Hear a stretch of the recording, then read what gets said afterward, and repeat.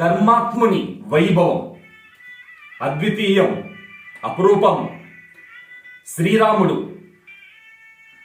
తండ్రి మాటకు ఎప్పుడు సిద్ధమయ్యాడో ధర్మదేవత హృదయం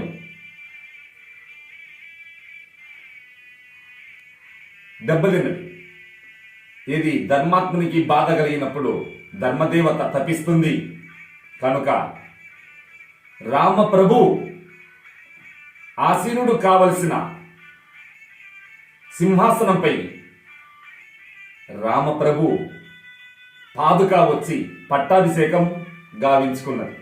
అంటే ధర్మాన్ని దెబ్బగొట్టే శక్తి ఏ అబ్బకు ఎవరికి లేదని ధర్మదేవత రాముడు తొడుక్కున్న పాదుకను తెచ్చి భరతుని యొక్క రూపంలో ఆ పాదుకకే పట్టాభిషేకం చేశారు. అంటే ధర్మ వైభవం ఎంత దివ్యత్వాన్ని, త్యాగ వైభవాన్ని ప్రపంచానికి పంచిపెట్టింది. ప్రపంచంలో ఎందరో మహారాజులు రాజ్యాలను పరిపాలించారు. కానీ రామరాజు పాదుక పట్టాభిషేకం ఒక రామరాజుకే. అంటే ధర్మానికి అంకితమైన వాళ్ళ జీవితం ధరిత్రిలో దివ్య తారగా, ధృవ తారగా ప్రకాశిస్తుందనడానికి అద్భుతమైన ఒక మచ్చు తునక. మరి రామ పాదుక ఎందుకు ఆ విధమైన అద్భుతమైన శక్తి వచ్చిందంటే దానికి ఒక చిన్న ఉపమానం. ఒకనాడు వైకుంఠంలో పాదుకలను చూసి పరమాత్ముని కిరీటం పక్కున నవ్వింది. ఎందుకు? మీరు బయట మాత్రమే మీ యొక్క ఆడంబరం, మీకు పరమాత్మను లోనికి వచ్చే అధికారం మీకు లేదు. ఆ మాటతో పాదుకలు పరమాత్మను ప్రార్థించాయి. భగవాన్, మమ్మల్ని ఒక కంటజుడు ప్రభు.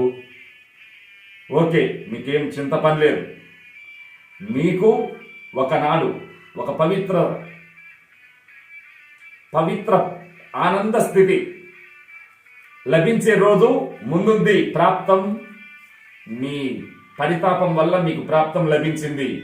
అది రామావతారంలో మీ అభిష్టం నెరవేరుగాక. అదే భరతుని కిరీటం, రామ పాదుకను భరతుని కిరీటం దండం పెట్టి స్పృశించింది. అంటే ఎప్పటికైనా అహంకారం అధోగతికి మూలం.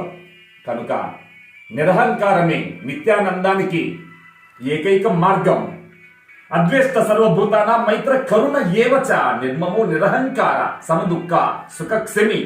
సుఖ దుఃఖాల యందు సమదృష్టి ఎవరికి ఉందో అతడే క్షమాగుణానికి మహారాజు. జై గురుదేవ్.